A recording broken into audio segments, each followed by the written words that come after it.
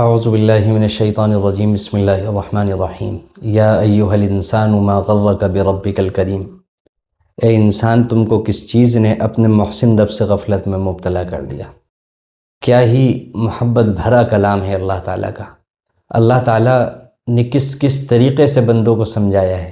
اس آیت کے اندر اللہ تعالیٰ نے یہ فرمایا کہ میرا کرم اور میری محبت ہے تم بندوں کے ساتھ اور اپنی مخلوق کے ساتھ کہ میں تم غلطیاں کرتے ہو تو تمہاری غلطیوں پر فوراً مواخذہ نہیں فرماتا۔ یعنی اللہ تعالیٰ کا یہ نظام نہیں ہے کہ کسی نے جھوٹ بولا زبان سے تو اس کی زبان کاٹ دی ہو۔ اللہ تعالیٰ اس پر قدرت رکھتے ہیں، لیکن اللہ تعالیٰ پھر بھی ایسا نہیں فرماتے۔ کسی نے پیروں سے چل کر کسی جگہ پر جا کر کوئی گناہ کیا ہو تو اللہ تعالیٰ اس کی ٹانگ توڑ دیں۔ کسی نے اپنے ہاتھ سے کوئی گناہ کیا ہو تو اللہ تعالیٰ اس کا ہاتھ توڑ دیں۔ اللہ تعالیٰ کو اس کی پوری قدرت ہے، لیکن اللہ تعالیٰ کا اس کے باوجود عام طور پر یہ طریقہ نہیں ہے کہ کوئی گناہ کرے یا کوئی غلطی کرے تو اللہ تعالیٰ اسے فوراً سزا دے دے۔ تو کسی کی برداشت اور کسی کے نظر انداز کرنے، کسی کے معاف کرنے کو دیکھ کر انسان بجائے اس کے کہ شرم کرے اور غلطیاں کرنی بند کرے، بلکہ اگر انسان یہ رویہ اپنائے کہ وہ اس سے بجائے اپنے آپ کو صحیح کرنے کے اور جرموں کے اندر بڑھتا چلا جائے اور زیادہ اپنی محسن ذات کی نافرمانیاں کرنے لگے اور اس کے حکموں کو کچے دھاگے کی طرح توڑنے لگے جیسے کوئی بات ہی نہ ہو، تو یہ کتنی زیادہ بے شرمی کی اور بغیرتی کی اور بد احسانی کی بات ہوگی۔ اسی کو اللہ تعالیٰ نے فرمایا کہ انسان تمہارے کریم پروردگار کی طرف سے، ایسے محسن اور ایسے کریم پروردگار کی طرف سے کس چیز نے دھوکے میں ڈال رکھا ہے؟ یہ اگر تم یہ سمجھتے ہو کہ اللہ کی یہ جو ڈھیل کا نظام ہے، اس سے تم نے یہ نتیجہ نکال لیا کہ جب یہاں پر کوئی پکڑ نہیں ہو رہی تو آگے بھی کوئی پکڑ نہیں ہوگی، تو تم غلط سمجھتے ہو۔ یہ انسان کو غلط فہمی دور کر لینی چاہیے۔ یہاں انسان نمازیں چھوڑتا ہے، کوئی پکڑ نہیں آتی، جھوٹ بولتا ہے، کوئی پکڑ نہیں آتی، زنا کرتا ہے، پکڑ نہیں آتی، کچھ بھی نافرمانی کرتا ہے یا کوئی کرنے کا کام چھوڑتا ہے، بظاہر کوئی پکڑ نہیں آتی۔ اس سے کیا ہوتا ہے کہ اللہ کے حلم اور اللہ کے کرم کو دیکھ کر کے انسان گناہوں کے اندر جری ہوتا چلا جاتا ہے کہ مجھے تو مال پھر بھی مل رہا ہے، میری ضروریات تو پھر بھی پوری ہو رہی ہیں۔ تو انسان زبان سے تو نہیں کہتا، لیکن اس کے ذہن کے اندر یہ باتیں ہوتی ہیں، اس وجہ سے وہ آرام سے اللہ کے حکموں کو چھوڑتا رہتا ہے، توڑتا رہتا ہے، اپنی زندگی سنوارتا نہیں ہے، فرم برداری کی زندگی نہیں گزارتا۔ لیکن اللہ تعالیٰ نے قرآن کریم کے اندر بیان فرما دیا کہ اس سے غلط فہمی میں مت مبتلا ہو کہ قیامت کے دن بھی ایسا ہی ہوگا۔ قیامت کے دن اللہ تعالیٰ ماننے والے اور نہ ماننے والوں کے درمیان لازمی طور پر فرق کریں گے۔ اگر ایسا نہ ہو تو پھر تو نعوذ باللہ اللہ تعالیٰ کے بارے میں یہ تصور لازم آئے گا کہ گویا کہ یہ جو کائنات ہے ایک کھیلنے کا کھیل ہے کہ اس میں کوئی کچھ بھی کرتا رہے، جس نے اس کائنات کو بنایا ہے اسے اس سے کوئی مطلب ہی نہیں ہے۔ اس کی نظر میں نعوذ باللہ ظالم اور مظلوم دونوں برابر ہیں، کیونکہ یہاں پر ظالم مزے کرتا ہے، مظلوم پریشان رہتا ہے۔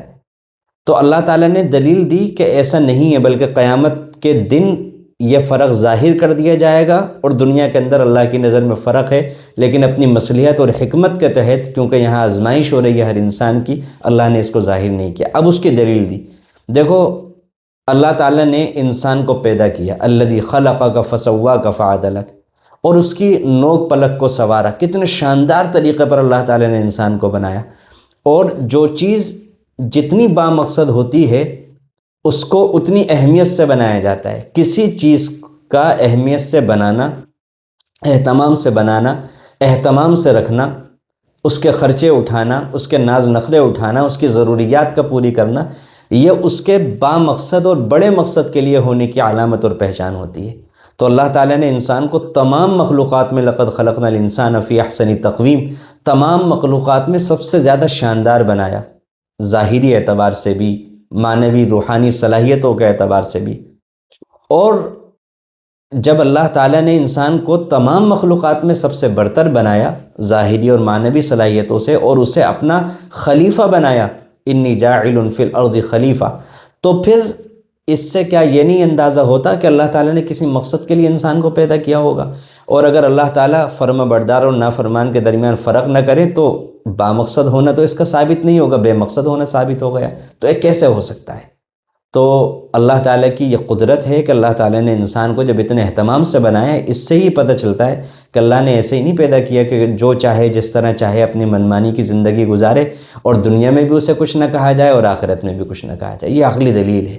اور اللہ کی قدرت کو بیان کیا گیا کہ اللہ نے کتنے سارے انسانوں کو بنایا ہوا ہے، اربوں انسانوں کو ایک وقت میں بنایا ہوا ہے، اور آج تک کتنے انسانوں کو اللہ تعالیٰ نے بنایا ہے، لیکن اللہ کی قدرت دیکھیے کہ ہر ایک کے چہرے پر وہی ایک ناک ہے، وہی دو آنکھیں ہیں، وہی ہونٹ ہیں، لیکن سب کے چہرے الگ الگ بنائے۔ کیا قدرت ہے اللہ کی! کتنے سانچے ہیں اللہ کے پاس، کتنی لامحدود ہے اللہ کی قدرت۔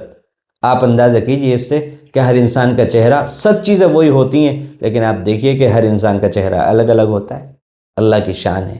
اور اکا دکا واقعات ایسے ہوتے ہیں کہ اللہ تعالیٰ ملا جلا بھی بناتے ہیں، یہ بھی اللہ کی قدرت ہے، لیکن عام طور سے آپ دیکھیے کہ اللہ تعالیٰ الگ الگ بناتے ہیں۔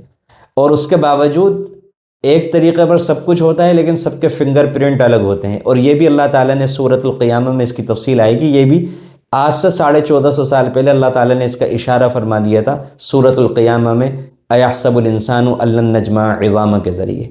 تو اللہ تعالیٰ نے اس کے ذریعے سے یہی بیان فرمایا ہے کہ انسان کی تخلیق جو ہے، چونکہ اس کی بہت زیادہ اہمیت ہے اور بہت الگ طریقے سے، بہت اہتمام سے اللہ نے اس کو بنایا ہے، اور جو چیز جتنے اہتمام سے بنتی ہے وہ اتنی ہی بڑے مقصد کے لیے ہوتی ہے، اور اگر قیامت کا دن قائم نہ ہو اور انسان کے اچھے اعمال پر انعام نہ ہو، برے اعمال پر سزا نہ ہو، تو اس کا پھر بے مقصد ہونا واضح ہو جائے گا، اور ایسا ہو نہیں سکتا۔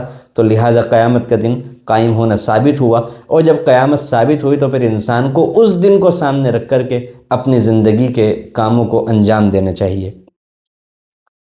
اسی کو اللہ تعالیٰ نے فرمایا الذی خلقک فسواک فعدلک، جس نے تم کو بنایا پھر تمہارے اعضاء درست کیے، پھر تم کو اعتدال پر بنایا، فی ای صورت ما شاء رکبک، اور جس صورت میں چاہا تمہیں جوڑ دیا۔